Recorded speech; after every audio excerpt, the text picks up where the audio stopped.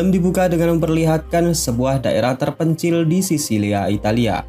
Tepatnya di perkebunan anggur milik keluarga Lorenzo Vitali yang saat itu baru saja pulang bersama dengan putranya. Ia sangat dibuat terkejut saat melihat semua anak buahnya sudah tewas dibantai tak bernyawa. Lorenzo yang saat itu bersama dengan satu orang anak buahnya kemudian masuk ke dalam rumah dengan kondisi berantakan serta mayat-mayat anak buahnya yang berceceran.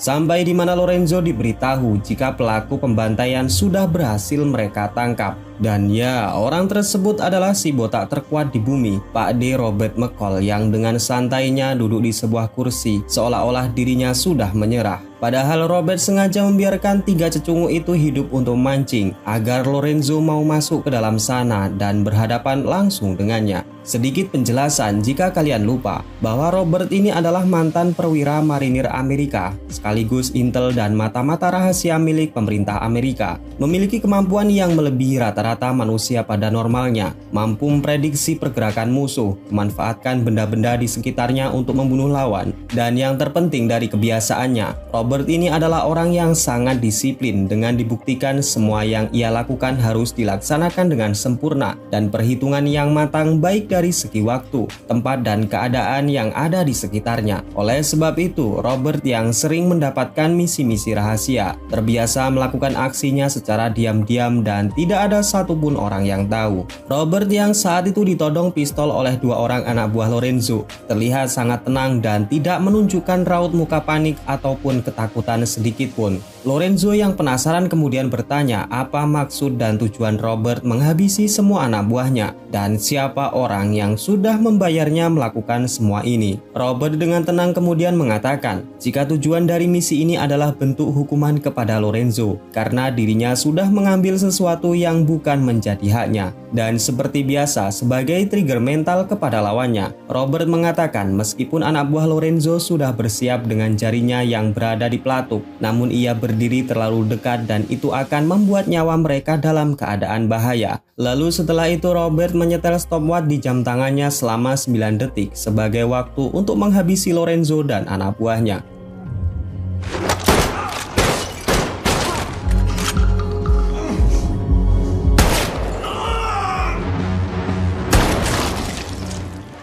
Selanjutnya Robert mengambil sebuah kunci brankas dari tangan Lorenzo, lalu pergi dari tempat tersebut. Akan tetapi saat berada di luar, Robert tak sengaja melihat putra Lorenzo yang saat itu masih berada di dalam mobil. Tentu saja Robert tidak membunuh si bocil FF tersebut dan memintanya agar tetap di sana. Namun siapa sangka si bocil FF sialan itu malah menembak Robert hingga ia pun harus mengalami luka tembakan yang sangat parah.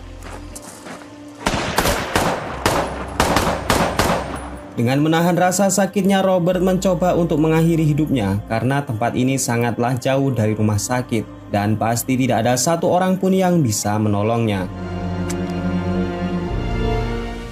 Akan tetapi ternyata peluru di magazin pistolnya sudah habis dan Robert menganggap jika Tuhan masih ingin ia hidup. Dengan bersusah payah ia pun kembali menaiki mobilnya lalu pergi dengan sisa-sisa darah yang terus keluar dari lukanya. Robert yang sudah kehilangan banyak darah akhirnya pingsan di dekat jembatan dan tak sengaja ditemukan oleh seorang pengendara. Beruntungnya Robert karena secara kebetulan orang yang menyelamatkannya tadi adalah polisi baik bernama Gio. Ia membawa ke kota pesisir yang bernama Altamonte dan dirawat oleh dokter yang bernama Enzo. Setelah sadar, Robert diberitahu oleh Enzo jika lukanya cukup parah dan ia perlu cukup istirahat untuk sementara waktu.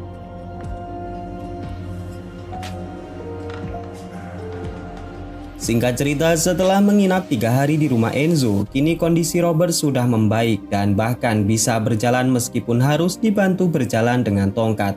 Tentunya Robert sangat berterima kasih kepada Enzo yang sudah menolong sekaligus mau memberinya penginapan. Robert yang di pagi itu ingin jalan-jalan melihat kondisi kota Altamonte yang dihuni oleh para warga yang sangat ramah.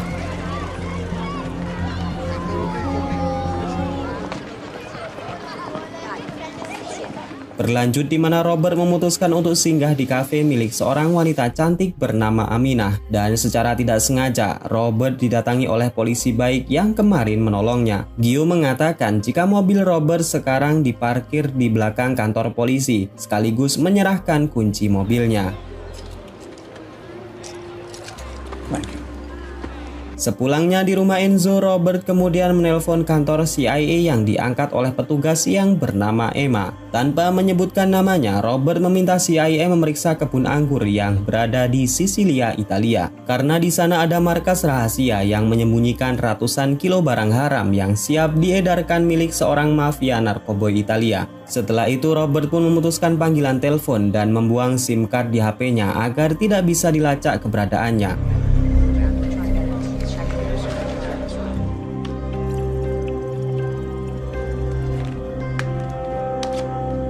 Keesokan harinya, seperti biasa, Robert jalan-jalan pagi dan terlihat masih merasakan sakit di punggungnya. Dan saat sedang ngopi di kafe milik Aminah, Robert tak sengaja melihat seorang pemuda yang menerima amplop dari si pemilik kafe.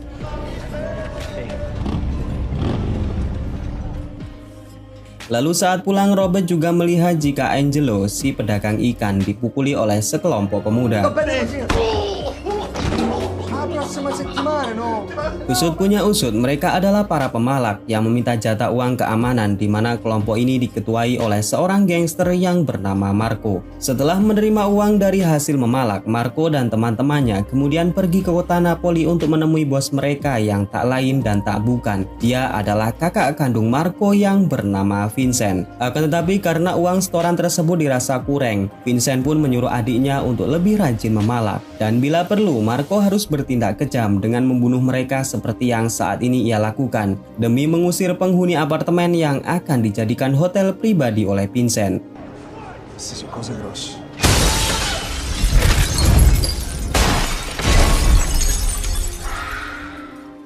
Marco kemudian diberikan tugas lanjutan di mana ia harus membuat onar di kota Altamonte dengan tujuan agar masyarakatnya pindah dari kota tersebut. Hal tersebut dilakukan karena Vincent berencana akan membuat kota Altamonte sebagai industri malam dan juga menguasai kota tersebut sepenuhnya. Di lain tempat, Enzo dan Robert terlihat tengah menikmati makan malam bersama. Lalu keesokan paginya, Robert yang jalan-jalan menyempatkan mampir untuk membeli ikan di tempatnya Angelo. Namun di sana Angelo tak mau dibayar karena dia adalah teman Enzo yang sudah terkenal budi baiknya menjadi seorang dokter. Sementara itu, Emma dan anggota CIA lainnya yang bernama Frank dengan dibantu para polisi terlihat tengah memeriksa kebun anggur milik Lorenzo. Dan seperti yang sudah dikatakan oleh Robert sebelumnya, di mana mereka menemukan ribuan barang haram yang diselundupkan melalui botol minuman anggur. Diketahui jika obat-obatan tersebut adalah senyawa berbahaya yang dapat menimbulkan kematian jika dikonsumsi secara rutin. Dan hasil investigasi sementara, obat-obatan tersebut berasal dari Suriah, lalu dikemas ulang dan dijual kembali oleh Lorenzo. Polisi juga menemukan tumpukan uang tunai yang disinyalir bukan hasil dari penjualan obat, melainkan dari kejahatan internet senilai 11 juta dolar atau 170 miliar rupiah. Namun yang mereka bingungkan, CCTV di setiap ruangan sepertinya sudah mati saat insiden pembantaian, yang tentunya polisi dan juga CIA tidak bisa mengetahui siapakah pelakunya. Enzo yang saat itu mengecek luka Robert kemudian mengatakan jika ia hampir pulih secara total. Dan saat ditanya kenapa ia mau membantunya, Enzo pun mengatakan jika Robert adalah orang baik yang sering menolong orang yang lemah. Di malam itu juga Robert sepertinya berencana akan pulang ke Amerika. Namun di tengah-tengah kota ia dikejutkan dengan orang-orang yang panik karena toko ikan milik Angelo dibakar oleh gangster anak buah Marco.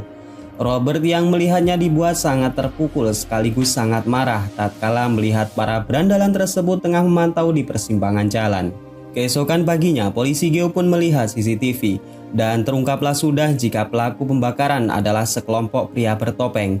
Geo pun kemudian mencari plat mobil yang dipakai dan mencari tahu siapakah komplotan tersebut. Di sisi lain, Robert yang bingung untuk pergi atau tetap di sini memutuskan untuk pergi beribadah ke sebuah gereja tua berumur 1000 tahun. Di sana Robert pun akhirnya mendapatkan petunjuk dan memantapkan hatinya untuk tinggal di Altamonte dan membantu Angelo memperbaiki lagi tokonya bersama dengan para warga di sana.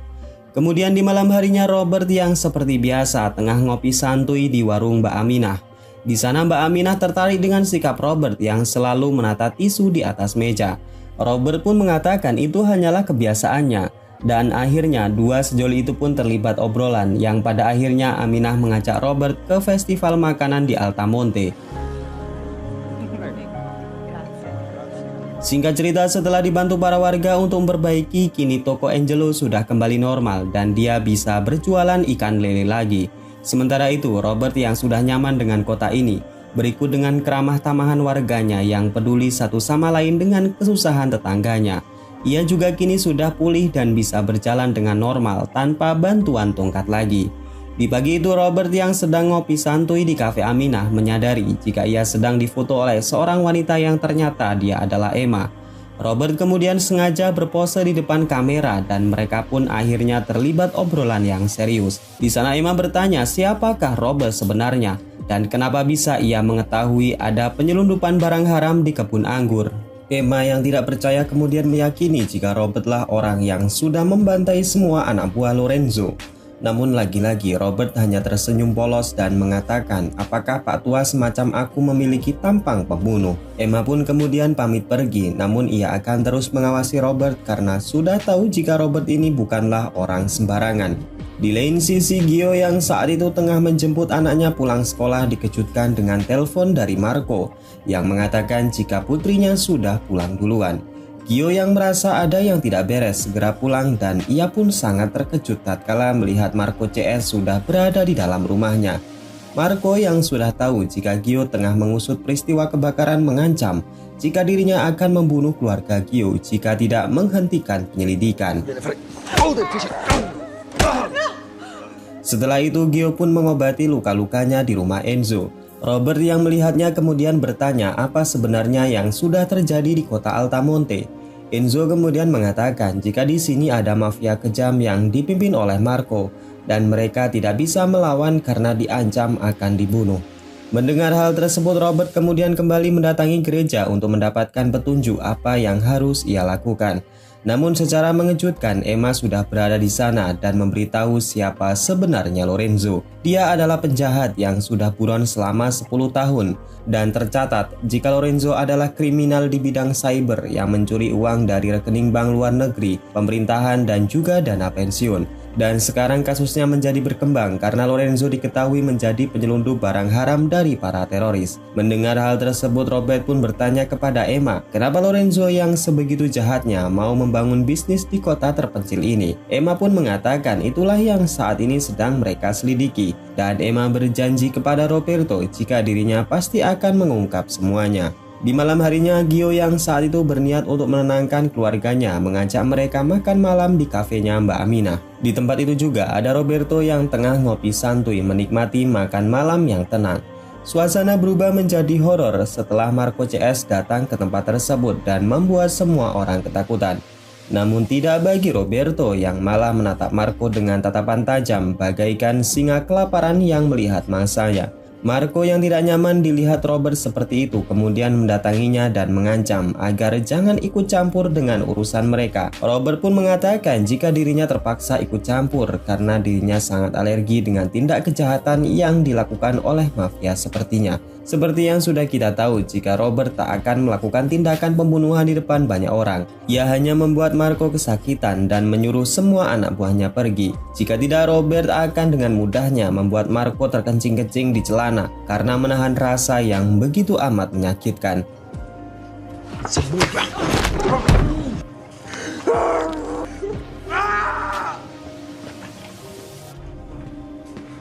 Setelah dipermalukan di depan banyak orang, Marco pun berencana akan membunuh Robert saat itu juga. Namun ada satu hal yang belum mereka pahami jika Robert ini bukanlah orang sembarangan. Dan bahkan sebelum musuhnya datang, Robert akan senang hati mendatangi mereka terlebih dahulu.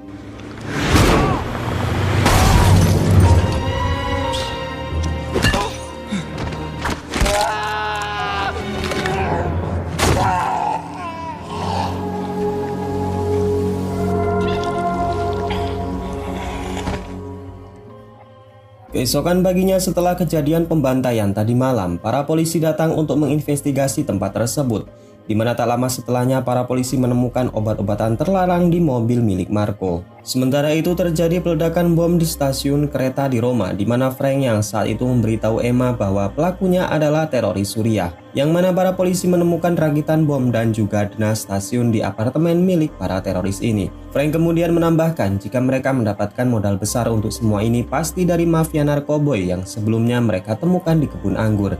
Emma dan Frank kemudian sepakat untuk mencari pengedar obat dan memberitahu siapa si pemasok atau bandar dari obat-obatan tersebut. Emma pun menginterogasi seorang napi yang kemungkinan besar mengetahui siapa pemasoknya. Sementara itu para polisi dikerahkan untuk mengobrak-abrik markas dari para pengedar tersebut.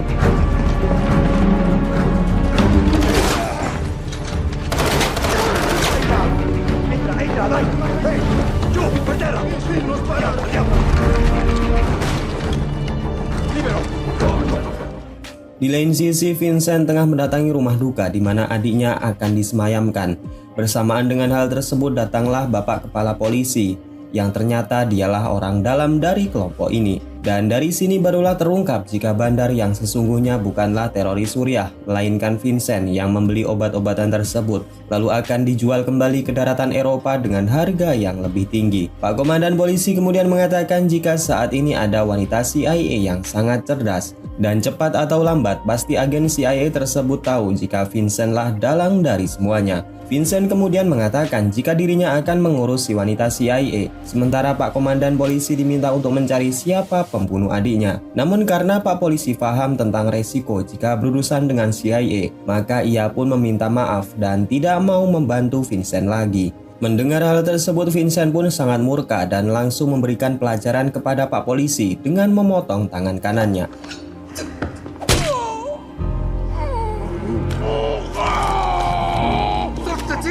Sementara itu Robert yang mengetahui jika di mobil Marco ada barang haram langsung memberitahu Emma jika orang yang sudah mengedarkan obat-obatan tersebut bukanlah para teroris Suriah melainkan mafia atau sering disebut dengan Camorra.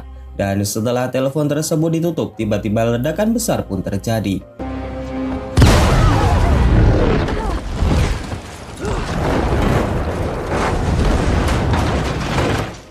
Mobil polisi seketika meledak dengan dahsyat dan membuat Emma serta polisi lainnya terluka parah. Usut punya usut, Vincent lah yang sudah meletakkan bom tersebut. Dan andaikan Emma tadi tidak ditelepon oleh Robert, niscaya dia sudah pindah alam. Saat di dalam rumah sakit, Emma sempat mengatakan kepada Frank jika dalang dari semua ini bukanlah teroris, melainkan para mafia. Take care of her, okay? I got this, Collins. You're gonna be okay.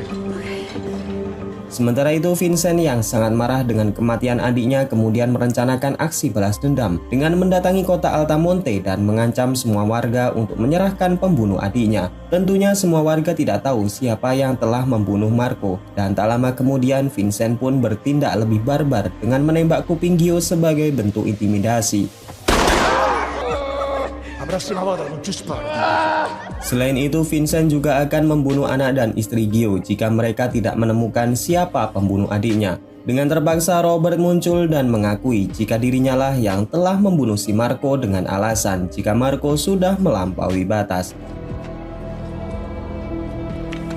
Vincent yang hendak membunuh Robert kemudian mengurungkan niatnya karena pembelaan para warga Altamonte yang merekam kejadian tersebut. Karena tak mau viral di TikTok, Vincent pun akhirnya pergi dan berjanji akan datang kembali pada esok pagi untuk membunuh mereka semua dan membakar kota Altamonte. Sekembalinya di markas Vincent, mereka pun makan-makan dan anak buah Vincent mengatakan jika mereka kesulitan mengidentifikasi siapa orang Amerika tadi. Namun Vincent tak peduli siapa itu Robert, yang jelas kemarahannya kini sudah memuncak dan esok pagi mereka berencana akan membunuhnya.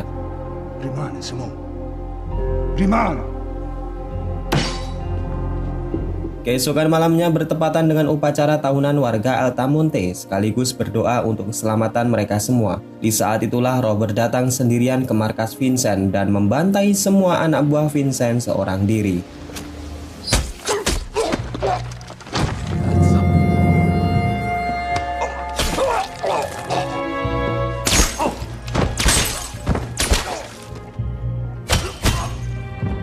Setelah semua anak buahnya dibantai, Vincent yang saat itu masih nyenyak dalam tidurnya tiba-tiba terbangun setelah menyadari adanya tetesan darah dari langit-langit kamarnya.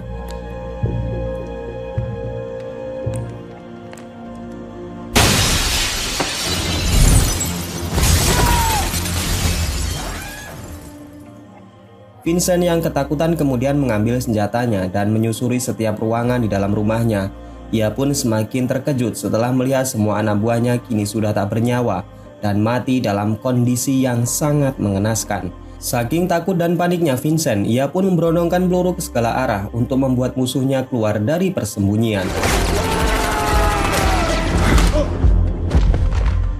Setelah sadar, Vincent yang terikat masih bisa membacot di hadapan Robert jika anak buahnya pasti akan mencari Robert untuk membunuhnya. Namun ternyata Robert yang saat itu tengah duduk santuy telah mencekoki Vincent dengan pil koplo yang ia jual sendiri. Dengan tatapan tajam, Robert mengatakan jika Vincent hanya memiliki waktu hidup sekitar 6 menit saja karena ia sudah memberikan dosis banyak kepada Vincent supaya dia merasakan penderitaan orang-orang yang sudah kecanduan obat-obatannya. Robert pun melepaskan Vincent sampai di mana ia pun tewas ditabrak sebuah mobil.